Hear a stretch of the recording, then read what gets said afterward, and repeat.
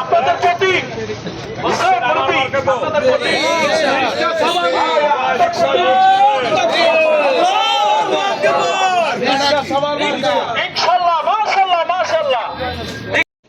আলহামদুলিল্লাহ, আজকে আমরা কয়েকদিন ধরে জাজিরা পালংয়ে নির্বাচন প্রচারণা করতেছি। তো আসলে দীর্ঘ 50 বছর দেশ স্বাধীন হওয়ার পরের থেকে মানে কয়েকটি দলেই ঘুরে ঘুরে বারবার ক্ষমতায় আসছে। এই দলগুলো দুর্নীতি, রাষ্ট্র টাকা বিদেশে পাচার সহ তেমন কোনো ভূমিকা তাদের ছিল না। বিশেষ করে জাজিরা পালংয়ের উন্নয়ন থেকে বঞ্চিত। আমাদের জাজিরা পালংয়ে ভালো কোনো রাস্তাঘাট নাই, ভালো হসপিটাল নাই, ভালো কোনো শিক্ষা কেন্দ্র নাই। বিশেষ করে আমাদের যুব সমাজ, তরুণ সমাজ বেকারত্বে ভুগতেছে। এরকম নানাবিধ সমস্যা জাজিরা পালংয়ের মধ্যে রয়েছে। তো আমি প্রতিটি ভোটারের কাছে কাছে আমি এবং আমাদের 10 দলের নেতৃবৃন্দ সকলে আমরা যাচ্ছি। ভোটাররা তারা পরিবর্তন চায়, তারা রাষ্ট্রীয়ভাবে এমন দলকে দেখতে চায় যেই দল রাষ্ট্রের টাকা চুরি করবে না, দুর্নীতি, চাঁদাবাজি, দখলবাজি করবে না, একটি ইনসাফ ভিত্তিক বাংলাদেশ গড়বে। তারা সেই দলকে ভোট দিতে চায়। সেই হিসাবে আমরা যারা ইসলামী রাজনীতি করি, দেশপ্রেমিক রাজনৈতিক দল, জনগণ আমাদের ইতিপূর্বে কোনো ক্ষমতায় দেখে নাই। এজন্য তারা এবার সকলে বদ্ধপরিকর যে এবার আমরা এই 10 দলীয় জোটকে আমরা ক্ষমতায় আনব। বিশেষ করে জাজিরা পালংয়ে আমাদের রিক্সা মার্কার প্রতি ব্যাপক সমর্থন। এর কয়েকটা কারণ আছে। প্রথম কারণ হইল, আমি হলাম জাজিরা পালংয়ের সন্তান। আমার প্রতিদ্বন্দ্বী প্রার্থী যিনি আছেন, ওনার বাড়ি জাজিরা পালংয়ে নয়। আর ভোটের সময় কিন্তু এটা একটা কাজ করে, আন্তরিকতা একটা ভালো কাজ করে, এটা একটা কারণ। তাছাড়া পাশাপাশি এই দুই দল তো এলাকায় বহুবার এমপি হয়েছিল, এলাকার তো কোনো উন্নয়ন হয় নাই।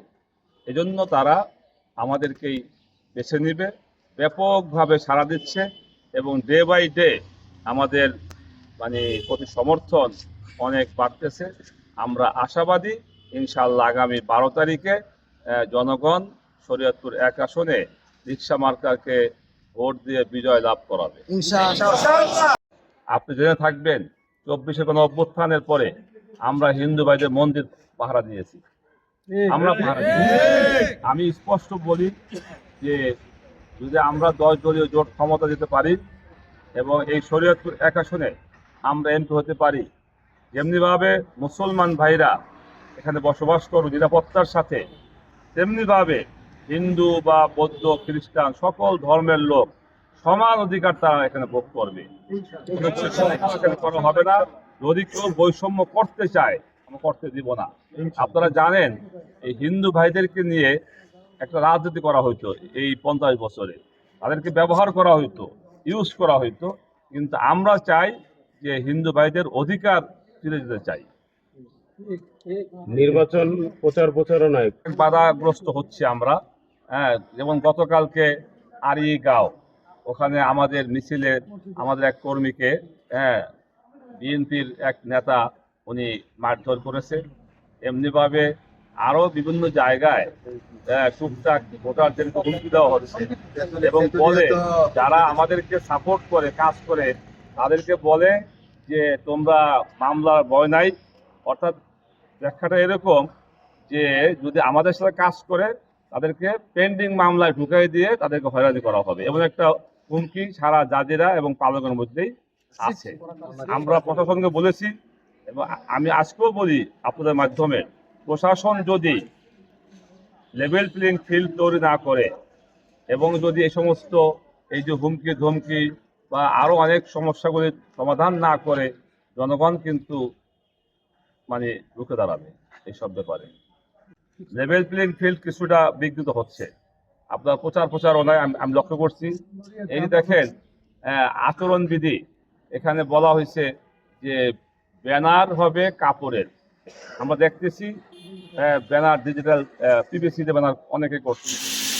বলা হয়েছে কোনো ফেস্টুন কোনো গাছে বা কোনো তারের খাম্বায় লাগাবে না, কিন্তু আপনি দেখবেন হাজারো হাজারো ফেস্টুন ব্যানার তারের খাম্বা এবং কি গাছের মধ্যে লাগিয়ে দেওয়া হয়েছে, ধানের শীষ মার্কা লাগিয়ে দেওয়া হয়েছে।